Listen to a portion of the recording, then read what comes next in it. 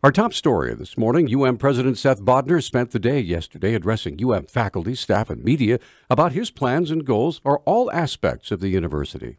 He addressed specifically how must grow and adapt to a changing world. He said when it comes to the juxtaposition of academics and budgets, the school faces a defining moment. We have some challenges. We have some decisions that we have to make. We have seen declines in enrollment. We've seen the budget challenges that come with that. We've been going through an ongoing process of assessing our offerings and the sustainability of those offerings. And those challenges are real, right? We've seen cuts that have been made at this university. Pressed on the question of specific cuts in programs and classes, Bodnar was clear. We are not going to do across-the-board systematic, non-strategic cuts. That's why I've asked the UPC to, and I'll share it, I will be in this group, but it's not just me, that we are going to lay out a clear strategic plan, and we're going to decide this is what we're going to do, and this is not what we're going to do. The West Point grad Bodnar addressed the issue of how to implement the inevitable cuts in programs and classes that will eventually have to be made. If decisions are made around program auditorium, they will be taught out.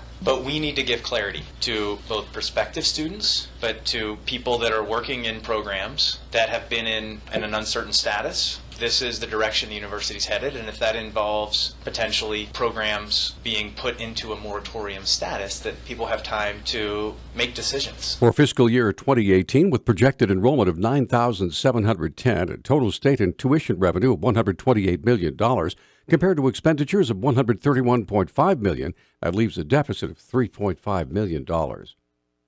Cold Springs Elementary School students had morning classes without power yesterday after a number of power poles were knocked down. Missoula Police spokesman Travis Welsh says police began to receive calls about downed lines at 6:30 a.m. The specific location given was the 2500 block of Sunridge Court, and as it turned out, lines were down stretching along Garrett Street at the intersection of Sunridge Court. Initially, there was reports of electricity arcing from the down lines and some sparking that was occurring also, so we were concerned about the risk of electrocution. A semi-truck apparently sheared off the power poles, and when police arrived, the driver was still inside the cab with live power lines draped over it. Police set up a roadblock while Northwestern Energy employees worked on the line. Officers on scene discovered that a large truck actually had become entangled with a low-hanging line, and as it maneuvered at that intersection, pulled down a couple of the poles and also caused another one to lean over at a pretty good angle. Immediately, the officers began to notify residences and instruct people to use caution as they exited their home. No injuries reported, and power back on at Cold Springs after 9 a.m. Teachers were able to get through the opening of class with natural light. Energy was restored by about 12:30 p.m. A 21-year-old Montana man who pleaded guilty to vehicular homicide while under the influence of marijuana has avoided prison time. Kent Jensen was sentenced yesterday to 25 years with the Montana Department of Corrections, with all but 5 years suspended. The Billings Gazette reports he'll spend time in a substance abuse and mental health treatment program. Jensen was charged after his vehicle struck a motorcycle driven by 31-year-old Joshua Fry in Billings of March of 2016, killing Fry. The Montana Supreme Court is considering arguments over whether a man whose DNA linked him to the 1987 rape of an 8-year-old Billings girl can be charged with the crime. The statute of limitations for the 3 counts of sexual intercourse without consent expired in May of 2001. In 2007, a new state law said a DNA match would add a year to any expired statute of limitations in sexual assault or rape cases. A DNA match to the 1987 rape was made in 2014, and Ronald Dwight Tipton was charged in November of 2015. The Billings Gazette reports District Judge Mary Jane Knisely denied Tipton's motion to dismiss in November, saying the 2007 law was clearly meant to apply retroactively. Tipton asked the Supreme Court to weigh in. The state argued Monday the 2007 law was intended to solve cold cases. A group of 12 Missoula property owners have filed a lawsuit against the Montana Department of Revenue for property valuations they believe are unfair. Attorney Quentin Rhodes, who appeared on Talkback yesterday, said in the space of 1 year his clients saw radical change. There are some shocking examples.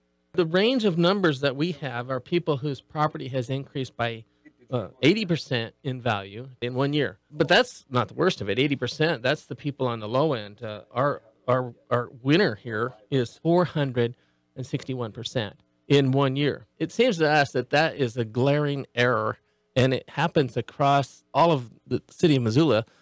Property valuations play into the total amount of taxes property owners have to pay. In 2015, the legislature voted to have the Montana Department of Revenue reassess property values every 2 years rather than 6. Rhodes speculates the change in law, combined with understaffing, may have led to the spike in valuations. And this is an educated guess on my part. We haven't done the discovery. The lawsuit's just starting. But this law is new, right? This law came into effect on January 1st, 2016. So it's something new for the Department of Revenue to be administrating. And sometimes people make mistakes when things are new. They don't have any experience with how to do this. They don't have sufficient staff. Only commercial property owners are represented in the lawsuit, but Rhodes said it may pave the way for lawsuits representing residential property owners.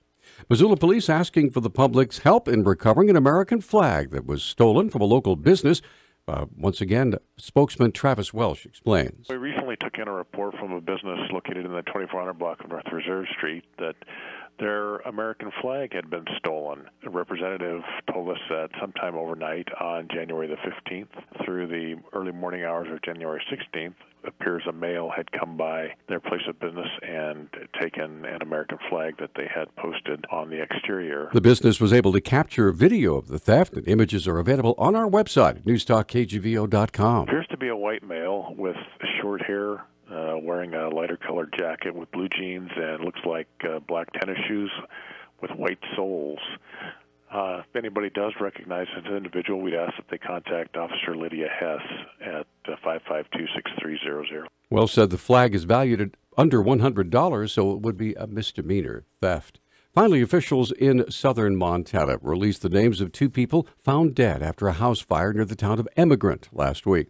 Park County Coroner Albert Jenkins said the bodies of 36-year-old Adam Miller and 26-year-old Crystal Cameron were found early January 25th in the community of South Glastonbury. A neighbor reported the fire. Our News Talk time now is 6:12. Newstalk, KGVO. Missoula's official weather station.